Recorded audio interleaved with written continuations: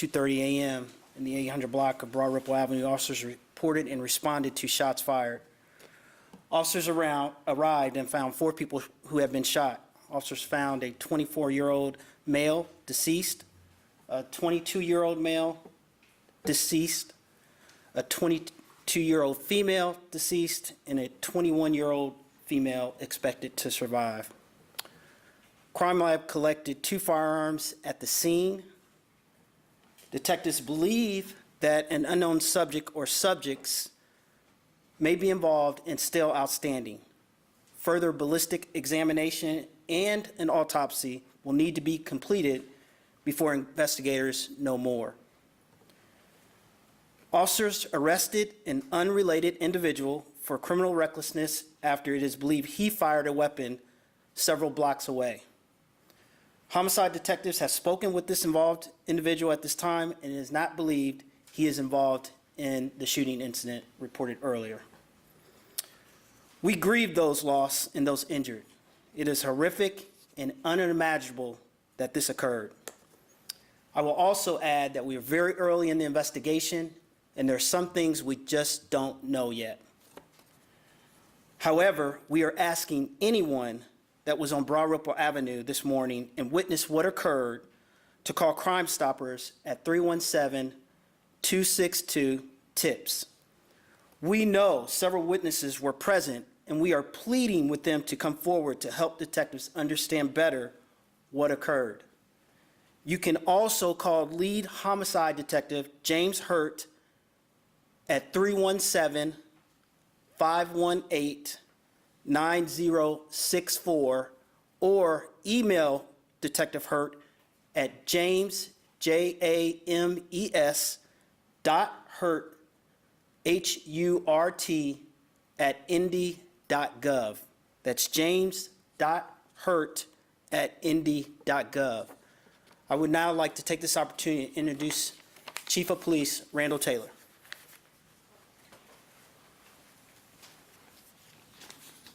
First of all, just let me say our thoughts and prayers are certainly with the family of those lost in the tragic event that occurred early this morning. It just seems like we're here too often, to be honest. The event that occurred this morning, unfortunately, is not new. And the sad thing is, it happened in a place that many people, myself and my family, my kids included, have spent a number of hours in Broad Ripple and certainly enjoy Broad Ripple. Broad Ripple should be enjoyed. But we have a problem with people that decide that they want to carry out their issues with each other in a place like Broad Ripple and using guns. I've said this before, probably a number of times, where we ask ourselves, what really is the issue here? Why does this continue to happen? And I've said before that I believe that there is an emotional immaturity that exists. You know, when we did have a permit carry, there was like 15 categories that people had to pass through in order for you to carry a gun legally. And one of those categories had to do with your mental stability. I will tell you, as I've said before, I'm not a fan of us losing the permit carry, but if it were to come back, or if I could add anything to it, I would want something that has to do with the emotional maturity of the subjects that carry guns. We don't know all what happened in this particular incident, but I can guarantee you it's going to boil down to something around someone didn't like the way someone looked at someone, or didn't like what they said to them, or something silly like that that cost 2 people, at least 2 people, their lives.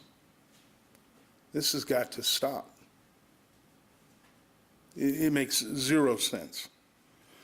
You know, back when I was a kid, I remember there was a little kind of rhyme that we would used to say, you know, sticks and stones may break my bones, but words will never hurt me. And we would say that to one another because we would say, well, whatever you say, I can get past it. Apparently that doesn't exist anymore. Now 9mm shells and .40 caliber shells can fly downrange in any particular neighborhood, in this case in Broad Ripple, and they can indeed injure and kill somebody, sometimes innocent people. I've said before that Indy can do better, and I believe that is the case. But folks, I think we've got to figure out something with people carrying guns. There's too many people who don't need to carry them, and tragedies like this occur. I would now like to turn it over to Kip Tu, who is the Broad Ripple Village Association president. Actually, I'm not president. Tom Drew's the president right there, but our executive director was out of town and couldn't be here today, so I'm here on behalf of Broad Ripple Village Association. Again, my name is Kip Tu. I'm on the board. This morning, we sent a letter to the mayor's office formally requesting a gun-free zone in Broad Ripple Village on Friday and Saturday nights to run through August 31st. And as you all may know, the mayor and his administration asked for or has proposed a gun-free zone for several areas. We are obviously a district that thinks that we need it, and we want to work with the mayor's office to try to bring that about. Thank you. And I'm turning it over to the mayor.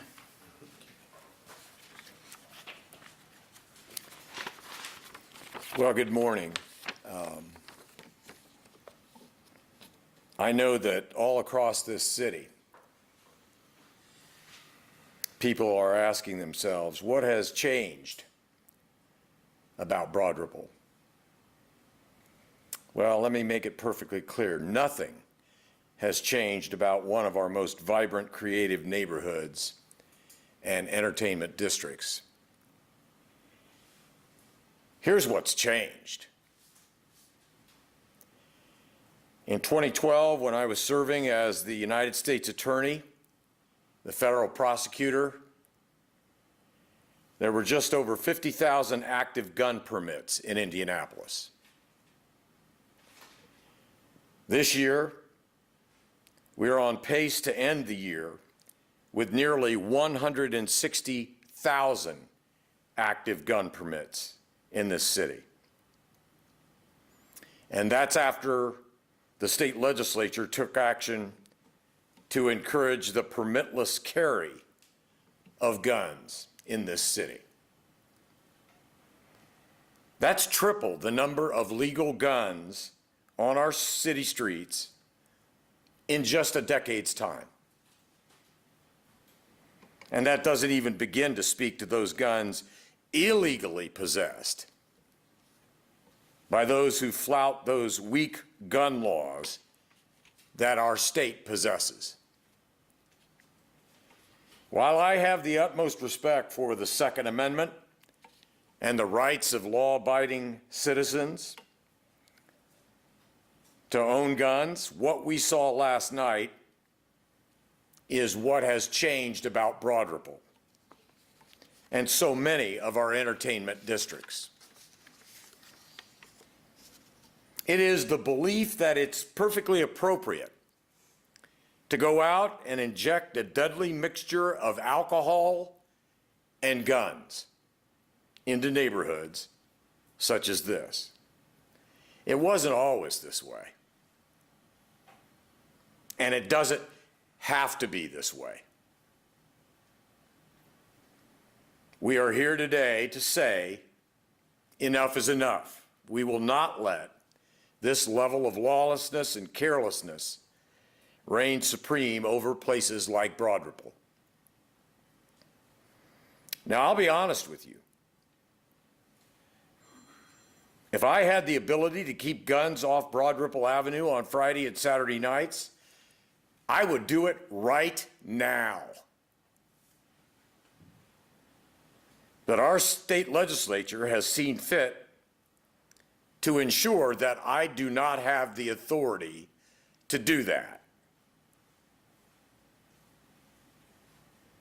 Luckily, we're joined here today by a hardworking neighborhood organization and representatives of that organization who share our belief that guns don't belong in entertainment districts. As I announced just a few weeks ago, the city has actively encouraged civic, neighborhood, and private organizations who do host high-traffic events to consider requesting special event permits that, once granted, would allow them to declare these activities to be gun-free.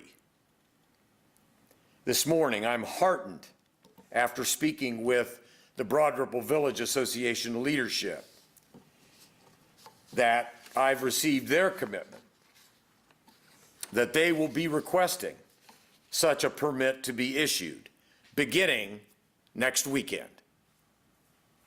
If this permit is approved, I have pledged my full support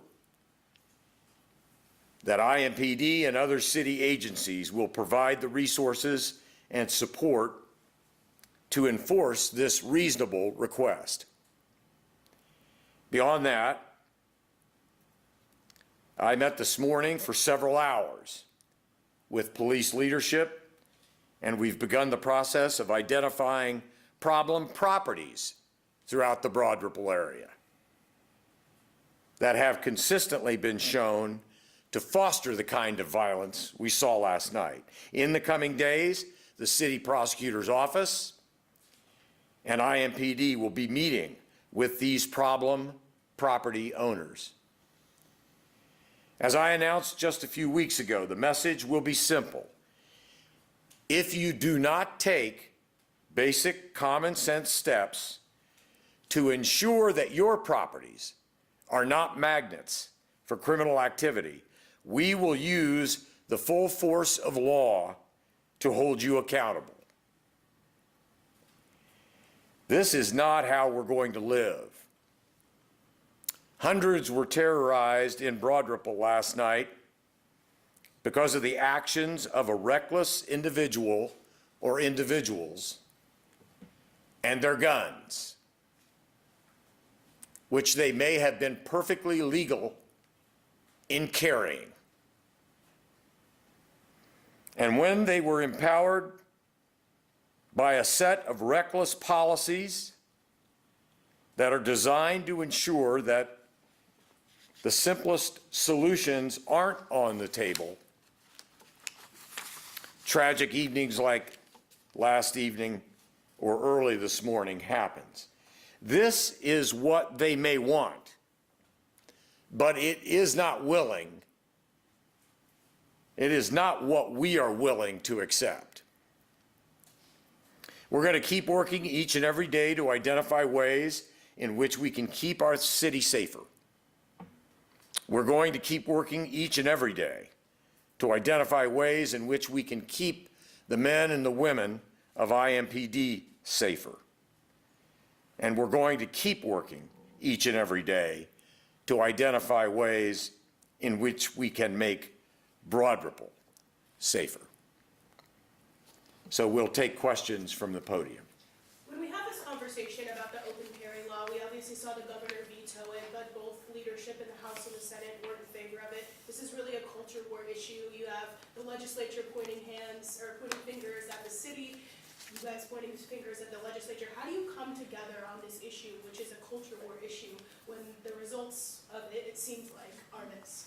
I think last night is a pivot point because, and I can't speak to this from personal knowledge, but I don't know who was involved had the legal right to carry the gun. I bet most of the actors last night did have the legal right to carry a gun. And if those failed policies are continued, then inevitably we'll see more instances of this. And that is why the announcements I made just several weeks ago about repealing permitless carry, repealing concealed carry, limiting the availability of military-style assault weaponry, common sense measures that are supported by a vast, vast majority of the residents of Indianapolis. Let me make it clear. The Indiana General Assembly, I respect their authority, and I adhere to their authority. And by the way, I'm not suggesting that they have to change the law of the state of Indiana. I'm the mayor of Indianapolis. I just want the legislature to give Indianapolis the opportunity to provide for common sense measures that are applicable to Indianapolis.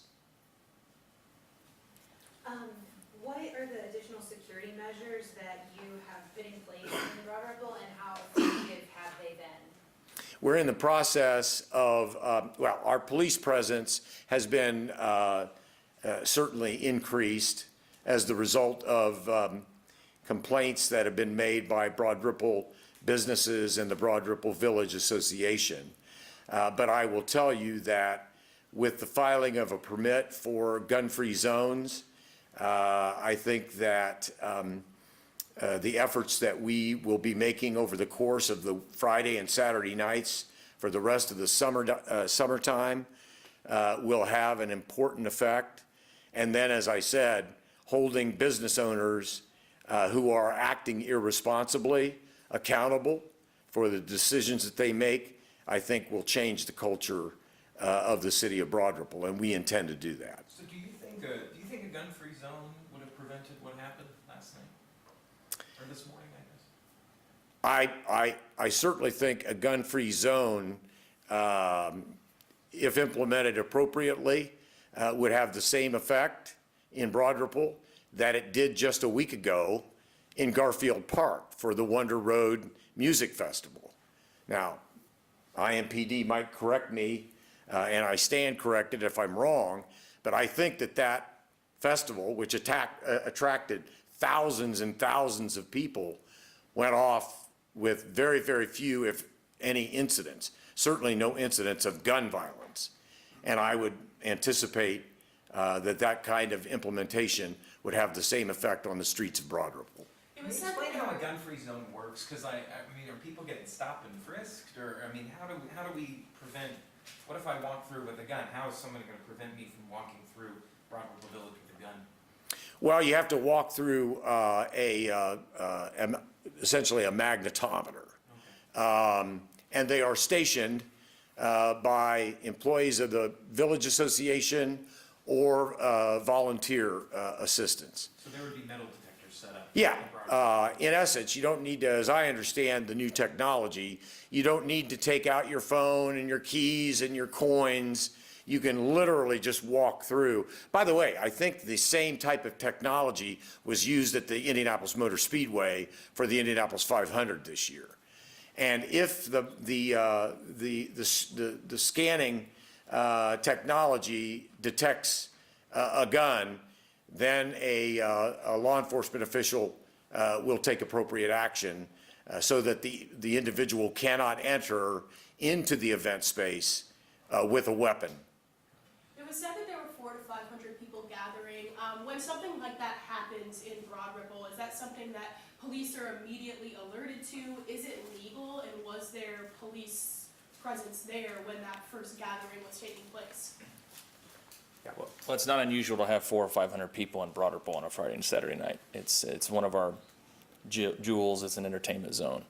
So I think that number is the amount of people that were there.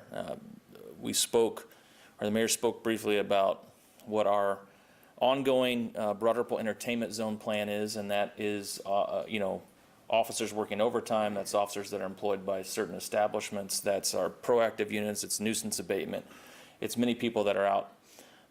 What we're seeing and what we're going to try to wrap our hands around, and what we've been working on, is some of the open parking lots that allow people to gather that aren't necessarily going into any of the establishments where, and Commander Thomas has first person experience, and one of the complaints we've heard from community members is that a lot of times people aren't not going into any establishment, that they're openly walking around with rifles and handguns in the open through the streets and sidewalks of Broad Ripple, in the parking lots, drinking, which none of those things are illegal. You can openly carry a weapon. You can drink in public. and you can gather in parking lots that are open to the public. Law enforcement does not have the authority to remove people from private parking lots, and so we're going to work with the people that own those lots and try to find ways to barricade them off if they don't want people in their lot. That the city resources that the mayor talked about will be utilized to through our partners with DPW and others to set those barricades up to ensure people don't have the ability to park in those lots and that they to just gather, right? Broad Ripple is open for people who want to enjoy what's here in the community and do what's right. It's not open for people who want to participate in lawlessness as we've seen grow over the past year in Broad Ripple. What was the police presence like there last night? A couple dozen officers in the area, and then multitudes more after the event happened. The second and third order impacts of that is that we have to bring resources from other parts of the city who then lose their own valued police protection, and we don't want that to happen. So we want to be as proactive as we can so we can keep our officers in all neighborhoods in the city and not just isolate them in small geographic areas. Can you recap, is the death toll now three victims killed? You said at the beginning. There is, there's two that were declared dead on the scene. One person was taken to the hospital in critical condition, and that person is fighting for their life right now. And then one person was injured and is expected to survive. So Two dead right now, yes. I have a policy question. At last week's event in Garfield Park, it was explained that this was, while it was a public property, it was a private vendor who was running this event. And so, and that's why it was possible to do a gun-free, because it was the application was submitted by this private entity. How do you see this working in broader? Are you going to get the business? I mean, BRVA can't speak for all the businesses, just for its members. But how do you? Mayor said he'd like to close off Broderville avenues from gun. Can't do that. So how are you going to get this to work on private property? Well, it's specific to public property. So the street and sidewalks are public property. So it's open space that's public property that's being permitted out. Okay. Is my understanding. Do we know if the bars there are gun-free? Do they have gun-free signs? Would that be a solution to this problem, or?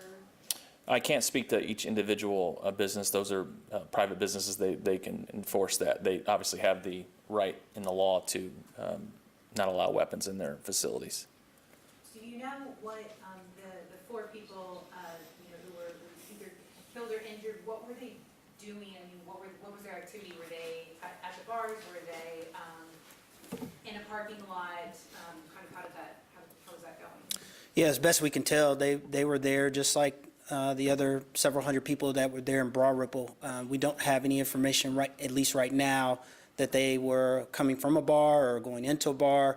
Everything we know is they were just there with the several hundred other people that, many times, I think Chief Taylor mentioned and Chief Bailey mentioned, you have a lot of people who don't go into bars. They are literally just hanging out. And that continues to be a problem, because then you mix alcohol and you mix personal conflict, and it really becomes a challenge to try to police that with several hundred people. So the one thing I would like to add that Chief Bailey, when you talk about, measures that were going on this morning, we also had nuisance abatement that was out, and they work with excise police to really try to target troubled locations that may be festering some of this behavior. And so we'll continue that enforcement effort along with Commander Thomas and his proactive teams that are out there every weekend. Nuisance abatement will continue to be partnering with excise and others, fire, to name just a few, that will continue to work with troubled establishments. Since we're talking about problem businesses, did this, I believe the scene was in front of Kilroy's, was that, did they play a part in No. this? Are they a problem business? No, your first part of your question is, did they play a role? No. Obviously, those troubled establishments, they know, because we meet with them, we talk with them, we try to advise them. We're not going to, publicly mention that here, obviously, as we continue to work with those establishments, but Kilroy's was not a part of this one. But they're not, doesn't sound like they're improving or changing. Some are. I mean, you see that downtown, right, where we had a big push, and A lot of those establishments got better. Broad Ripple, there are some that we work with that have gotten better, taking our advisement. We try to work with them on a plan to include technology, off-duty officers. So there are some in Broad Ripple and across the city that continue to work with us, and we continue to make those improvements. Sort of back to his question on so the metal detector, I mean, so is there gonna be a section of Broad Ripple Avenue that's cordoned off and you gotta go through these scanners in order to get in? I mean, can you control what people are walking on? Yeah, I mean, that's what we're, we don't have everything laid out specifically today. I mean, we just received the request, or the mayor's office is receiving the request today from the Broad Ripple Village Association. And so we're going to have to plan out what that looks like and see how we can contain the area and utilize the technology. It's the technology is called Evolve, I think, is the company name. It doesn't this past weekend, I think there were no guns detected, but there were some knives detected, and those individuals simply took their knife back to their car, and there were no incidents that I'm aware of. Is I that can take one legal? more question. Is that legal under state, two things really quick, is that legal under state law to make it a gun-free zone? And also, what's your message to people who are frustrated and feel like the efforts that you're making aren't working? Well, I mean, there's carve-outs in not being an attorney, but let the attorney tell you. I'm Matt Giffen, I'm the corporation counsel for the city. To that legal question you asked, there is a carve-out in state law that says that when private organizations are hosting or promoting events on public property, on leased out public property, then they can make and enforce their own rules. So the way this works, I mean, it's kind of a compressed timeline that we're talking about if this all works, but the Broad Ripple Village Association will apply for a special event permit. And that permit gives them the right to host an event in a public area. Once they have that, then they can say, we want to make this a gun-free event, and we want the city's help logistically to enforce our own rule. So that's how it works under state law. It's a carve-out to the usual rule, which is that cities aren't allowed to regulate guns. And as the mayor said, we can't just unilaterally say that Broad Ripple's gun-free.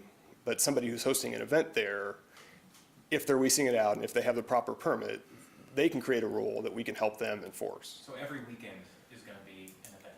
Well, it depends on what that application says. We'll have to see. Okay. Thank you all very Thanks. much.